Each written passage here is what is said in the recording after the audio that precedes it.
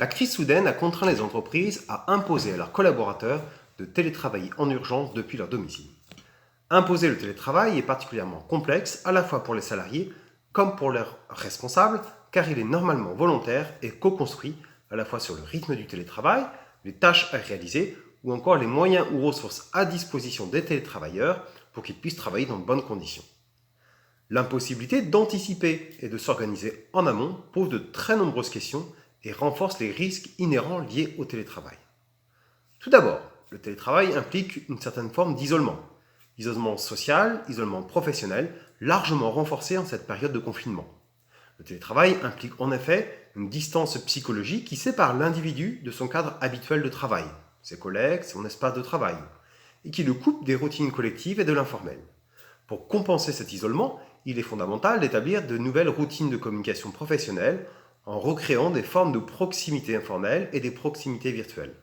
Le très fort développement des nombreuses applications à distance sont essentiels pour cela.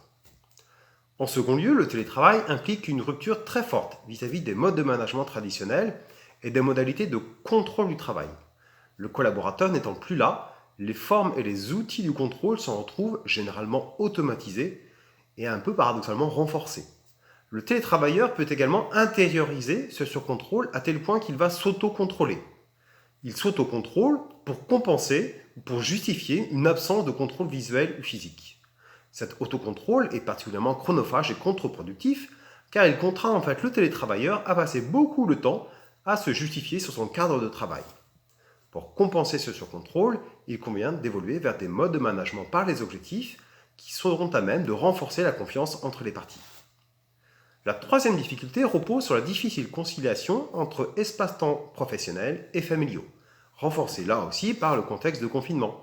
Cette perméabilité se traduit par une recomposition des frontières spatiales, temporelles, matérielles et symboliques du travail. L'intrusion du travail au domicile au sein de la famille conduit à un surinvestissement, à des séquençages qui peuvent être vecteurs de fatigue, de problèmes physiques ou psychologiques et de stress au travail. Lorsqu'il s'installe à domicile, le travail nécessite des aménagements pour que les frontières spatiales et temporelles s'ajustent. La quatrième difficulté repose principalement sur une perte de repères généraux vis-à-vis de l'entreprise. Bien souvent, la déconnexion radicale, prolongée, incertaine, conduit à des interrogations profondes sur notre place dans l'organisation et même plus généralement dans la société. Là encore, il en va de la responsabilité managériale que de donner à lire un avenir certes encore flou, mais ô combien fondamental pour garantir la pérennité de l'organisation. Pour cela, il convient d'ouvrir les processus managériaux pour qu'ils soient davantage collaboratifs et participatifs. La situation actuelle est en effet l'occasion de repenser l'organisation et son devenir en imaginant aussi des modes de participation à la vie de l'organisation qui soient plus ouverts et plus démocratiques.